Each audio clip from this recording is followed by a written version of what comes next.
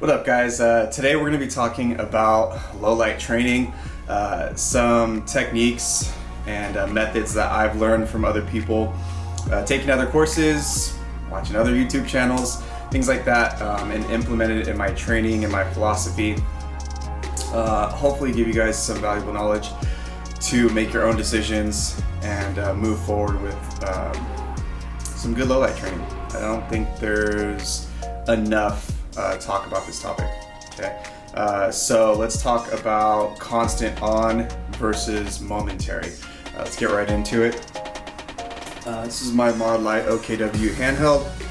Constant on would be that right there, right? Click it, that's constant on, right? And then momentary would be, so if I'm trying to ID this exhaust right here, it would be like, right, it'd be kind of like a flicker. Momentary, constant on, momentary. And I'm gonna be dropping clips along this whole video to give you guys examples on the range, actually what that kind of stuff looks like. I'm gonna go ahead and say right off the bat, I prefer momentary for almost everything, but constant on has its benefits. All right, so the reason why we should be thinking about training momentary and constant on instead of just one or the other is because every situation varies. Like everything in life, there's always variables, there's always different situations. You can't say every single situation you need to do this. You can't say that. This is not true. So you want to train everything for the most part, and you're going to find things that work better for you most of the time and train those most of the time, right? But if you are just training one thing all the time, you're going to build that good muscle memory for that one thing, but it might not be the best tool in the toolbox for this job, if that makes sense. So I like to train everything, at least be exposed to everything, even though there's certain things I like if we're talking handheld light stuff. I took the triple feed low light course twice for the handheld light, and they teach you, like out, they teach you in here, they teach you searching the chest, over the head, right? What else? There's like the police style, there's like the cigar, right? All that stuff. But ultimately with all that, I ended up sticking with this, the temple, right? And I ended up sticking with searching from the chest. So those two things make the most sense to me. And every once in a while, if I'm behind cover or something like that, I like to get creative. And if I'm using cover, I like to maybe place my light over here to get off the X, and the cover's in between, and I'm over here, right? So I'm searching there, and I'm over here. That's kind of to draw the attention here so that you can actually be over here. And the reason why with handheld stuff I prefer this, right, or searching like this, is because it actually is a natural motion in self-defense generally, whether it's boxing, right, or anything else, like even wrestling is kind of in this space. So I like to naturally be there. I think a lot of times when people train preparedness and self-defense with the firearm, they don't really think that you could actually physically get into an altercation with somebody. Maybe you don't draw down right away. Maybe you don't want to bring it out. Or maybe you turn a corner in your house because somebody broke in and you get fucking tackled or pushed or, pushed and pulled while somebody's with you. And do you want to be searching like this, or do you want to be in here? Now, before I get off on this whole fucking rant about where you want your placement to be, that's not really what this is about. My point is that there's always variables, and train for things that you think you would most likely run into. And as Beta from Triple Feed says, Murphy's Law, if it can happen, it will happen. So train everything. Be exposed to everything at least. I mean, you only have so much time in the day, and I understand most people have full-on lives that they don't train as much as I do, and that's totally fine. They're super busy with family, kids, all that good shit. But the point is to get exposure to all this and train what you think is important to you. Okay, so now that we're done with like the handheld light stuff, let's get back to the constant on and the momentary. I choose to do momentary stuff more often than constant for the simple fact that constant on lets everybody know where you're at. So you're gonna be able to identify everything that you wanna identify in the best manner, the most efficient manner with the light constantly on, right? But you're also getting identified. And in momentary, that's different. If you're really good with momentary, you can do like 2 to 3 flicks and you can identify what the fuck you're looking at without completely giving your position away. I don't think enough people think about getting shot back at. I think that's why there's a lot of flat range ninjas that just stand there and they're like, and like that's all they train, 1R1s, 3R3s, you know, 5R5s, and reload standing still, and then rifle reloads over the shoulder because they've never ran a day in their life. That kind of shit, that's fine if you want to train that, and that builds good mechanics, standing still like a turret, like a tank, like you're stationary. That's cool, that's not real at all. Movement is life. There's constant movement. You're not always gonna have the best footing, the best stance. You can try to do that as best as you can, most consistently as you can. But I like to think that you're never gonna be in the perfect position, right? My friend brought up to me yesterday while we're doing some low light training, and it's something that I've trained myself, but I realize nobody else really trains, and that's like always being kind of like in a ready stance. Like even when I hang out with friends, my feet, my stance, my posture is always as if I'm ready to draw. But my friend Will brought up a good point that most of the time when you're hanging out with people, you're just chilling, feet together. So being able to draw from that position is valuable. And then what you do from there is also valuable, like getting into, you know, a good stance. But anyways, without getting too far off the low light situation, my point is that you have to think about different variables. So getting offline with the momentary stuff, it makes the most sense to me, because before I ever even tried boxing or any mixed martial arts or anything like that, I've seen enough movies in my life to hear stick and move, kids, stick and move. If you watch Rocky, stick and move means throw a punch, get offline. Don't just stand there and do all your fighting from right here, right? If you're standing here doing all your fighting from right here, then you're the same target all the time. They always know where you're at. So whether they're good or not with accuracy and how proficient they are with a firearm or a knife, it doesn't really matter. They always know where you're at, so you're giving them their best chance. Now, if you're offline, right, then you're giving yourself your best chance. And you gotta hope that your training is good so that you can identify and get offline and make sure that you know what you're defending or attacking. Obviously, I'm only speaking in defense terms here. I'm just saying, if you're in any type of altercation, you want to be able to identify what's going on, but you don't want to be a sitting target, right? So that's why I prefer momentary.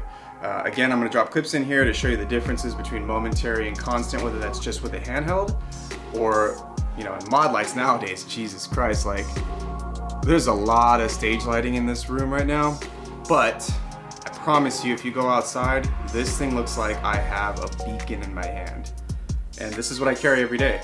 So imagine if I just start searching like this, like they do in the movies, every single person around me knows where I'm at. Everybody. And so you're already at a disadvantage there. Okay, so like I said, for the most of the time, I'd say 9 out of 10 times, momentary is what I would do over constant on. For a couple reasons. Manipulations, if we're not talking handheld, if we're talking like weapon mounted lights, manipulations are generally more solid foundationally with constant on, right? And I'll get to that in a second. What I would rather talk about at this moment is constant on is good for IDing things, and it's better for IDing things than momentary. So you can be really good IDing things with momentary, but you can also kind of you could take risks, I should say, with momentary. The bottom line is that if shit were to ever go down, no matter what the situation, if somebody breaks into your house or it's the fucking zombie apocalypse. Who fucking knows? I've actually had somebody smash my car windows out and steal my shit out of my car a month ago, and I did momentary. I went out like this, I hit him with the handheld, did a couple of those, did some vocal commands, and they bounced. Now I prefer that because they instantly got scared, didn't really know where I was at, and they fucking ran. I'd rather have that instead of being like, here, I'm right here, this is where I'm at. Come find me, even though I was, you know, obviously carrying, I was at my home, so I had my firearm. Either way, again, you don't want to be a sitting duck. You don't want to let them know where you're at. Now that's my philosophy, but the truth is that whether or not I'm right or you want to agree with me or not, the truth is that constant on is going to be the safer bet if you want to identify something, and you're going to feel better morally, I suppose, if you are constantly like, dude, I need to identify this. I think it was Sage Dynamics that was talking about the modlite weapon mounted light, the pistol light, 350. And he was like, you need to identify before you shoot. Now that's very true, especially in legal terms. And there's a lot of stuff that you need to think about when defending yourself in America with a firearm legally. So you definitely want to set yourself up for success if you ever were to have to defend yourself. You don't want to be doing anything that's like, you know, irresponsible, like just drawing down and shooting with no light, no ID, no nothing, and, you know, no vocal command or anything. But let's be honest, if it was your life on the line or your family's life on the line in the house, and you know that somebody clearly, you catch them in the act of breaking into your house, and you can clearly see it's not just with ambient light in your house, just the fact that you should know your own home. You should know if this person looks like somebody that, you know, should be living in your home, just with ambient light. I mean, just talking that, once your eyes are adapted to the light in the house or outside without any lights, once it's adapted to the dark, you can see a lot. Like a cell phone light is plenty inside of a house when you actually have been adapted to the dark. Is it the best situation? No, I'm just saying, like, the truth is ambient light does plenty. Do you want to not ID somebody if they break into your house, for example? No, you definitely want to ID them. And you want to have like the best situation that you could be in. So like constant on is going to give you a good grip, and we'll talk about that when I bring out some of these Glocks. But the truth is that sometimes you don't really need constant on. Sometimes it takes a flick for you to be like, holy shit, I'm fucking Filipino. This is clearly a fucking black guy with an afro breaking into my house. He's not somebody I know. I see the fucking glass everywhere. I don't know if the guy has a weapon. Vocal command, I know that, you know, he's not supposed to be here, and if he doesn't respond properly to that vocal command, then I'm gonna respond. I'm not gonna be like, constant on, make sure I know everything that he's doing and all this shit while he completely understands where I'm at, because all it takes is that right there to backlight myself. There's a lot of studio lighting in here, but if you're actually in the dark, a mod light doing this backlights the shit out of you if you're within a home, right? So you're gonna let them know what you're carrying, what you look like. If you're some massive guy, if you're some tiny little dude, if you're a female, you're gonna let them know if you're fully kitted with nods. You're gonna let them know if you're in your fucking pajamas and all you have is a flashlight. You're giving them all this information that they don't need to have. That's why I believe in a flick or two starting around the torso and going into their eye line to disorient them so that you can ID them, but they can't ID you. Again, going off kind of on a rant here, but the point is that I don't really believe that you need all this to process like a ton of information. If we're talking about something as simple as like, you know, defending your home. Like I said, I just had a situation like that recently happen to me.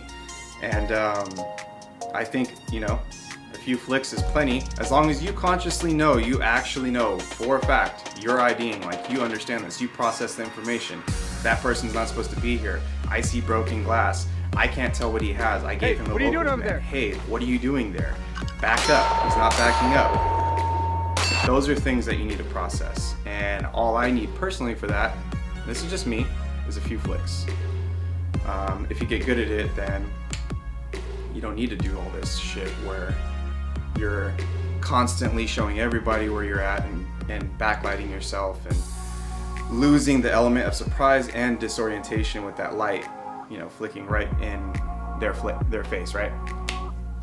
I hope that makes sense. Okay, so I'm gonna move on from the handheld light. I'm gonna move into some of these different lights that we have for weapon mounted lights. This is the TLR7A. This is one of my favorite lights. I like the paddles on it a lot. It's pretty powerful for what it is. But again, you can do, I know everybody fucking gives a shit about that. But anyway, you can do momentary, or you can do constant on, right? Single click, hold down. Anyway, point is that this is a fairly budget-friendly light. I'm all about made in America stuff, but I mean, it is what it is. Streamlight they do a fantastic job of getting good products into people's hands at a high quality. Not too mad about them because of how many products that they have that are reliable and cheap. I would suggest this light to anybody, and it's very comfortable for concealment. But yeah, this is something I definitely suggest, but this also has good paddles. If you notice my grip, I shoot like that, and then if I do momentary, that assists my grip. My hand doesn't change at all, right? But I can get back onto a good grip, like that. And again, everything comes down to personal preference, what you personally like to train, but also hand size, things like that matter. I don't think people understand that not every single piece of gear is going to be perfect for you. I'm 6 foot, 230 pounds. If I am comfortable ergonomically with a gun, maybe a 5 foot, 120 pound girl doesn't have that same comfort level ergonomically with the way it feels in their hands. That's what she said. Okay, so I'm going to talk about the X300 series. These are my favorite lights. This is X300 Turbo. It's just like any other X300, except this has the OKW style hot beam, 60-something thousand candela. This thing is like a fucking laser beam off CR123s. Anyways, the manipulations are going to be just like your standard X300, right? So that's my shooting grip right there, and then anytime I want to do constant on, or momentary, sorry, that's what it looks like. So bam, bam, bam, bam, bam, momentary, momentary, momentary, momentary, momentary, right? I know a lot of people are proficient with this, being sorry, just thought I'd do that. Check. A lot of people are proficient with this, with the standard paddles or the filter paddles, which I'll talk about. Doing constant on. I believe Jerry from Triple Feed, I want to say he's super efficient with the factory surefire paddles, doing constant on and then coming off. So constant on and then coming off. For me, I can't say the same. I fucking hate it. I hate constant on in terms of manipulations. Training can always fix things. If I was like, oh, I need to do constant on, I just need to, then I'm sure I can train that for sure. I'm not saying you can't. But constant on, what's nice about it is that you can establish your grip, and your grip can be the strongest with constant on, right? But to turn it off, I have to flick here and roll this right here up at the same time.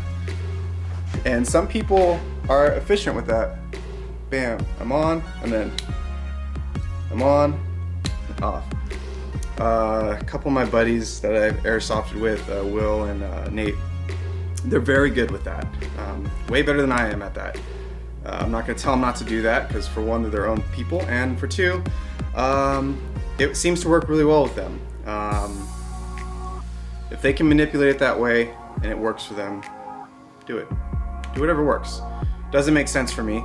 I personally am really good at just like punch out, momentary, momentary, momentary. That's what I like.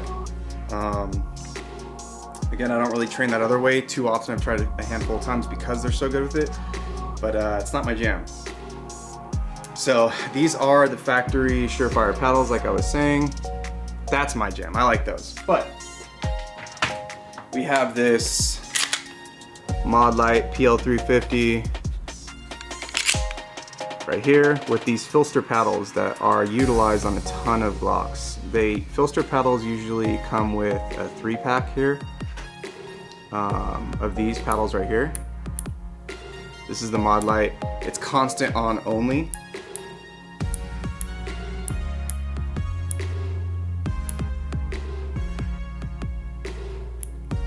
Okay.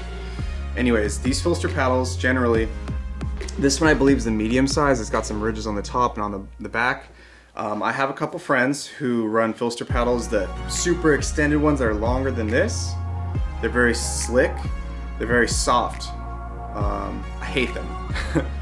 I can say I hate them because just fucking around in the house with my friends, X300 with the extra large filter paddle, it straight came off when I was fucking just going around doing this, right? Just pressing on it and it just fucking came off. So I'm not okay with that. Okay, the super long one. And it makes sense because it's not structurally sound. It's super long piece of 3D printed plastic and it's flexible, excuse me. This one seems to be a good middle ground right here. This one with all the ledges. I still don't prefer it. Modlite is constant on only, so they needed to extend the paddles a bit. But I also just used a friend's X300 who had, I believe, the filter that's a little bit smaller than this, that doesn't have those ledges on it, and it only had this back ledge.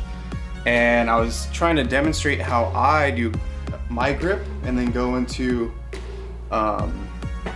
momentary, and I couldn't because his paddle was all slick on the sides and on the top, and it was just a little grippy in this back part right here, right? So that paddle choice that he made to modify his X300 with didn't lend to my style of training. So my style of training wouldn't work very well with his extended paddle. But that also leads me to believe that would his style of training be good with the smaller paddles, the factory paddles that I'm used to on the Streamlight or the X300. Those smaller paddles that seem to be more reliable and have texture all around the paddle at every angle, they seem to be the ones that are kind of just like the least likely to catch on things or to come off. And I find it hard to believe that maybe his style of training would be very good with that style of paddle. And my style of training just didn't work very well with his paddle. And I told him straight up, like, I actually can't do momentary with that paddle, even though I run X300s all the time. So it's something to think about. You can't just shit on something if you don't train it or play around with it. There's gonna be a lot of people on the internet that talk about things and they're just like 60,000 candela and they just read shit off of a list. When you actually go out there and run a variety of things and have a good group of friends like I have that you can bounce ideas with, like, I'm not always right. I can bring something up and it can spark conversation and spark creativity and training styles with somebody, but maybe it's wrong, but that's the kind of feedback we need from each other to grow as like a training collective, right? But we're all, like me and my friends that train together are all like a strong group of people who we all actually run our shit. Like, they're not trailer queens. They're not like, I'm reading data and specs and, you know, Olight's okay because it performs well. Well, I don't know. Have you seen them blow up? People tell me all the time things like Holocens are okay, and you know, there's shills out there that sell Holocen even though they own $3,000 pistols, multiple of them.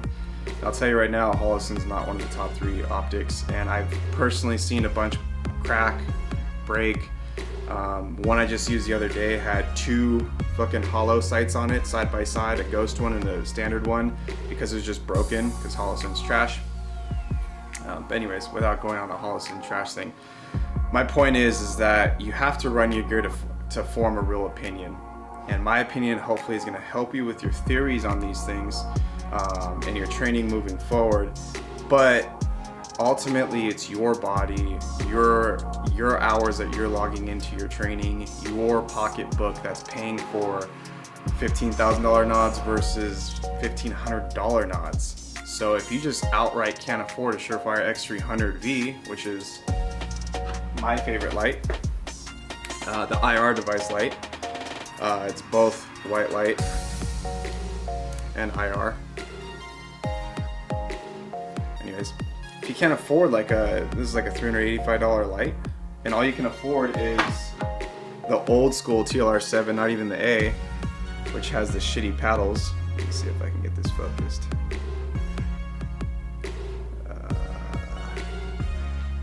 There you go. The shit paddles. But the light itself is actually the same fucking light as the TLR7A. Everything else is the same, it just has the shit paddles that have shit buttons. The point is, if all you can afford is one of these for $100 versus the $385 X300V, yeah, I'd say get the $100 stream light that's not going to break on you. It's going to be consistent, and maybe you do have to kind of let go of the grip and click constant on so that at least you have a light like available to you. That means your training is going to be different, and maybe what I'm saying doesn't fucking matter to you. So all I'm trying to do here is spark some sort of thought into your training moving forward, instead of just doing 1R1s and burning down paper targets at 3 yards standing still. There should always be movement, whether it's on your end or the target's end. And you should always think about all the different variables that you're going to run into. Remember, you're not just shooting targets when it comes down to really defending yourself. They're shooting back, or they're stabbing back, or they're running at you. There's enough police body cam vids to prove all this that I'm saying. Again, I know a lot of people that are, well, I can't say a lot of people, I know a handful of people that are very proficient with constant on and not momentary, but I'm always going to preach momentary 90% of the time. I think constant on has its place, and I think people need to train both. Hopefully that helps with some of your decisions moving forward with purchasing lights, and mostly your training. Because I always tell people, even though, I'm always going to say this, even though me and Gunco build these super fucking sick custom Glocks, I'll go to bed and be able to sleep very well if you spend the same $2,000 on training instead of this custom build, if that means that you're going to be a more responsible gun owner and just a more responsible human being in general. I make this shit because it's cool, and I try to make it as functional as possible, but the bottom line is that, like, getting a stock Glock, or whatever the fuck, if you like SIGs, I don't care. Getting a stock reliable firearm, having a light, whether that's a modlite, a stream light, or like a handheld light, right, that you can carry with you, getting a reliable light, and getting a reliable dot, like an optic, those are the most important things in conjunction with training. The most important things aren't buying my super sick trigger. It's not this fucking super cool fucking slide, or this frame package, this fucking magwell. It's none of that shit. This shit's cool shit. And yeah, it helps with performance, but helps that much with performance, right? Versus the last, however many hours that I put training constantly over the last few years. I'd say go buy fucking 4,000 rounds of 9mm over building a Gucci Glock. I'd say, like I said, getting a solid handheld light and an optic, those are the two things that need to be implemented in training. Just fucking train. Hopefully this helped you guys. I'm not the end all be all on things, but I do train a fucking lot, and I try to think through things before I just fucking, say shit. Yeah, leave a comment down below. Let me know what you think about any of these philosophies, these theories with my training. And I'm willing to help. Send me some vids and shit like that, and let me look through your training and see if I can help out with that stuff. All right, guys. Catch you later.